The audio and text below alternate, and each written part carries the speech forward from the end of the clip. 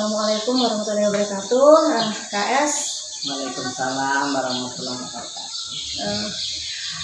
KS, ini hari ini saya mendapat tugas untuk mewawancarai kepala sekolah. Gitu. Kepala sekolah yang diwawancara ini salah satunya adalah kepala sekolah tempat saya mengajar. Gitu. Nah, ini temanya ini berkaitan tentang dilema etika dalam pengambilan keputusan. Nah, kalau KS berkenan, saya ingin mewawancarai KS nih. Boleh. Silakan Ibu. Saya mulai KS ya. Ya, silakan. Yang pertama ya KS ya, selama KS menjabat di sekolah ini sebagai pimpinan, atau mungkin sebelumnya pernah di sekolah lain gitu, pernah nggak dalam selama KS menjabat itu ada kasus atau masalah yang untuk penyelesaiannya tuh menimbulkan dilema gitu? Kalau ada, dan kalau boleh diceritakan. Kalau masalah itu di sekolah itu ada, di sekolah manapun pasti ada itu masalah. Kalau masalah yang di sini ini ya, di sini banyak guru yang S1 PGSD. Nah, disitulah masalahnya, banyak guru. Nah, sesuai dengan rasio jumlah siswa ya, bagaimana caranya kita memasukkan data guru itu ke dapur.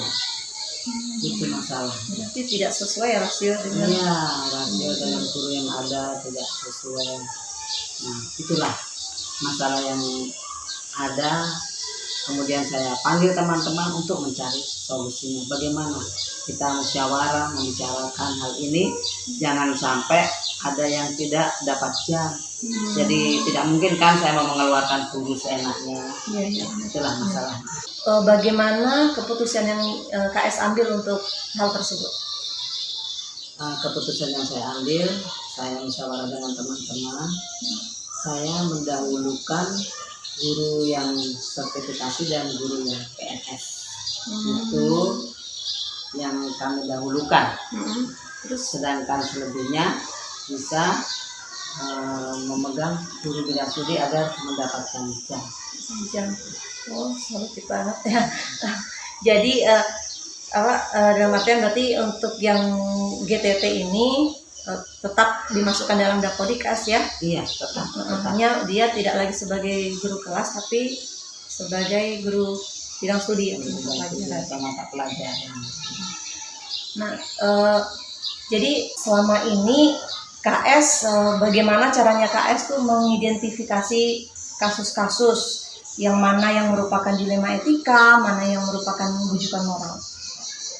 Menurut saya ya, itu dilema etika itu berarti dalam sebuah kasus atau sebuah masalah ya, itu terdapat dua nilai kebajikan yang bertentangan, yaitu antara benar lawan benar.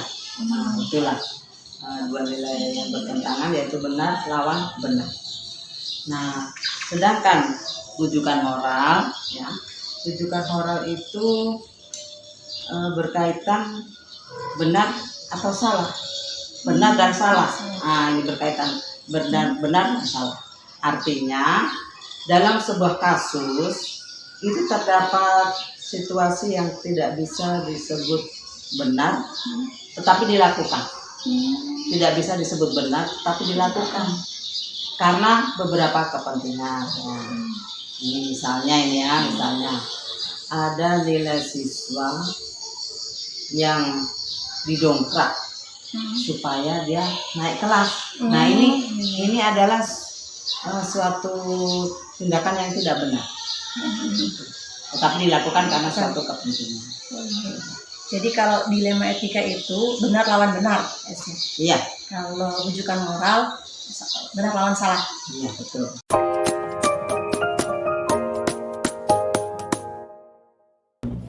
Selamat siang Pak KS. Perkenalkan, saya Winnie. Saya dari SD Negeri 15 Landono. Saya CGP Angkatan 9 yang saat ini sedang mengikuti pendidikan. Nah, pada saat ini kami sudah mencapai di modul 3 pengambilan keputusan berbasis nilai-nilai kebajikan sebagai pemimpin. Nah, dalam modul ini kami mendapatkan tugas untuk melakukan wawancara terkait dengan studi kasus atau pengambilan keputusan itu yang biasanya berdasarkan dilema etika. Nah, makanya saya kesini, tujuan saya untuk mau tanya-tanya nih sama Pak KS kalau diizinkan meminta waktunya sedikit untuk wawancara. Ya, terima kasih sebenarnya Miss. Saya berterima kasih sekali atas kehadiran Ade ke sini.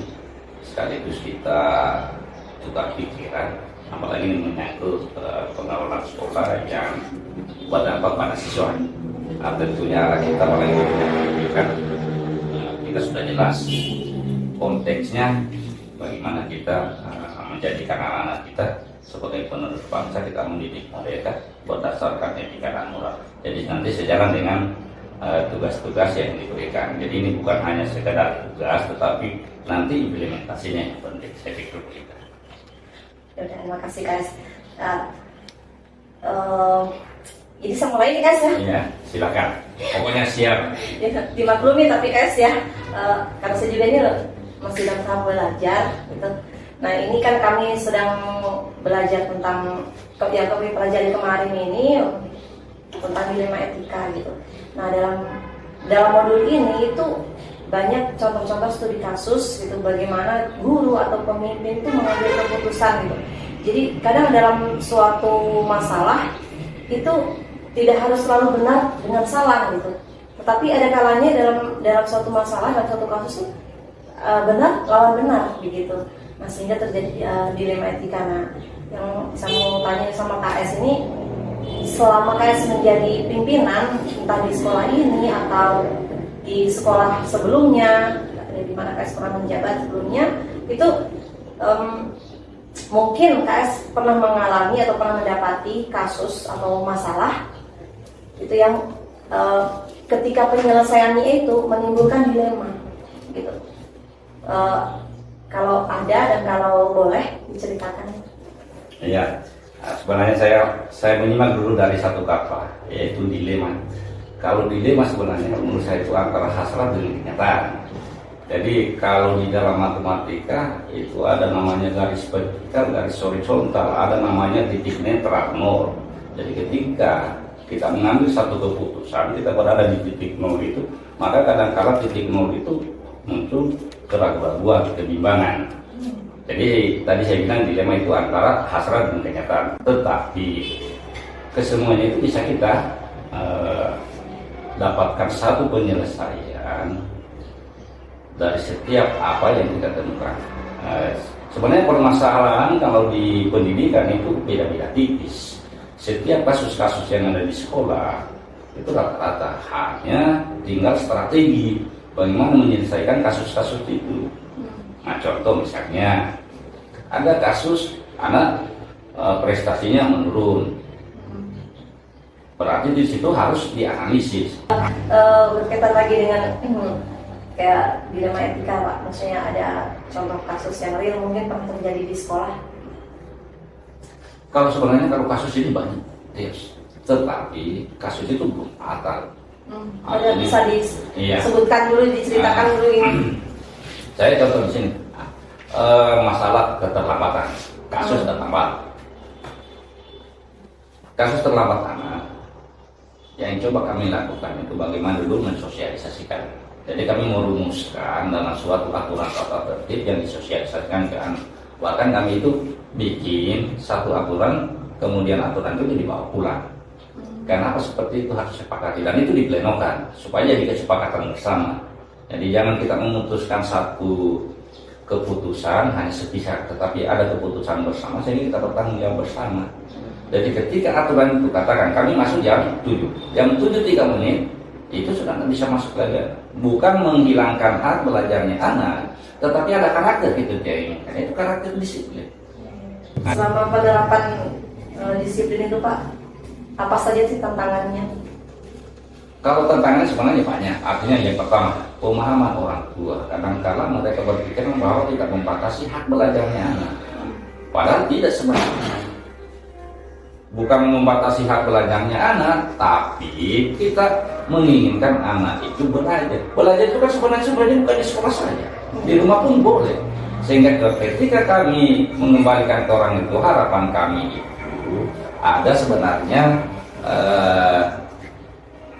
keberpihakan orang tua terhadap anak sebenarnya. Ini sendiri Pak, bagaimana cara Bapak mengidentifikasi apakah ini masalah masuk dalam dilema etika atau masuk dalam rujukan moral?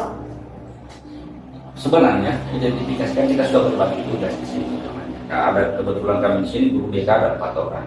Jadi setiap guru BK itu ada persoalan selalu dicatat dan dipanggil. Dia dipanggil, diidentifikasi, kemudian dicarikan solusi. Jadi manajemen kami dalam manajemen solusi tidak langsung menjudge anak bahwa apa yang dia lakukan itu selalu salah. Dia berbuat salah karena ketidaktahuannya. Itulah yang kami coba tunjukkan jalan. Kemudian berkomunikasi dengan orang tua, membuatkan satu bahkan di ruangan ini ruangan saja ini kita jadikan ini ruangan pembimbingan individu. Karena dalam pembinaan anak ada namanya pembimbingan klasikal, ada pembimbingan individu.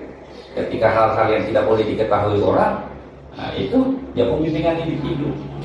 Makanya kayaknya pertanyaan-pertanyaannya sudah habis nih. Benar-benar sudah habis. Coba tahu ada pesan. Kalau saya artinya ketika kita memasuki satu profesi, maka intinya kita cintai profesi. Ketika kita cintai, maka kita akan menggali bagaimana yang kita cintai itu kita jaga. Ketika kita sudah jaga, maka kita akan mencari bagaimana menyenangkan. Kalau sudah senang, maka hasilnya akan pasti baik.